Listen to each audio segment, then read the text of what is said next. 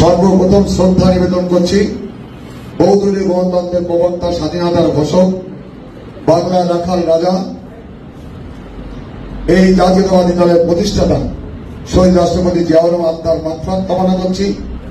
আমি শ্রদ্ধার সাথে আত্মার মাগফিরাত কামনা করছি আমাদের এই দলের প্রতিষ্ঠাতা, যাকে ঘিরে আজকের অনুষ্ঠান, আজকে তার তৃতীয় মৃত্যুবার্ষিক, আমাদের প্রয়াত নেতা জনতা জনাব মশিউর রহমান আত্মার প্রতি শ্রদ্ধা নিবেদন করছি, সাথে সাথে আত্মার প্রতি শ্রদ্ধা নিবেদন করছি এই ঝিনাইদহের সাবেক আরো দুজন সংসদ সদস্য, জনাব মোহাম্মদ শহীদুল ইসলাম মাস্টার, জনাব মোহাম্মদ শহীদুজ্জামান বেল্টু সহ আমাদের দলের যে সমস্ত নেতৃবৃন্দ মশিউরবার কালের থেকে অন্তর্বর্তী পর্যন্ত ইন্তেকাল করেছেন, তাদের আত্মার মাগফিরাত কামনা করছি এবং যারা অসুস্থ আছেন তাদের সুস্থতা কামনা করছি।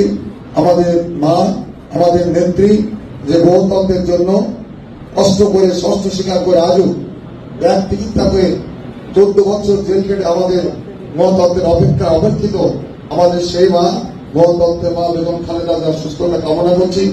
আজকে অনুষ্ঠানে উপস্থিত হওয়ার জন্য আপনাদের সবাইকে ধন্যবাদ জ্ঞাপন করছি। মশিউরবাদ স্মৃতিচারণ এখানে আমার বলা মানে বেয়াদবি হবে, কারণ যারা স্মৃতিচারণ করেছেন তাদের পরে আমার কোনো স্মৃতিচারণ করা বসাইতেই নাই। শুধু আমরা বলতে পারি আমরা যারা তার সহকর্মী হিসেবে, তার হাতে গড়া কর্মী হিসেবে কাজ করছি, আমরা কাজ করতে যে মর্মে মর্মে ফলে ফলে প্রতিটা মুহূর্তে তাকে আমরা স্মরণ করি, সবসময় তাকে আমরা স্মরণ করি।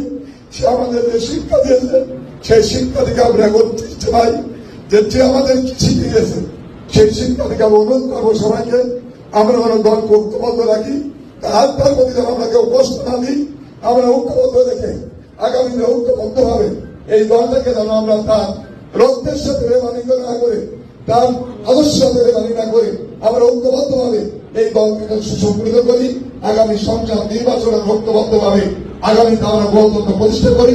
এইটা আপনাদের কাছে প্রত্যাশা, এইটা আপনাদের কাছে আশা, এই আশা প্রত্যাশা রেখে আমি আমার কথা শেষ করছি। সবাইকে ধন্যবাদ। আসসালামু আলাইকুম।